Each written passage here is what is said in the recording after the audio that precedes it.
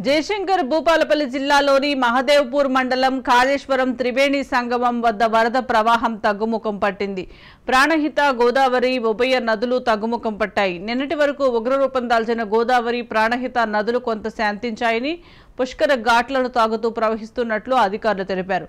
ఆదివారం 8.960 మీటర్ల మేర పుష్కర ఘాట్లను తాకుతూ వరద ప్రవాహం కొనసాగుతోంది.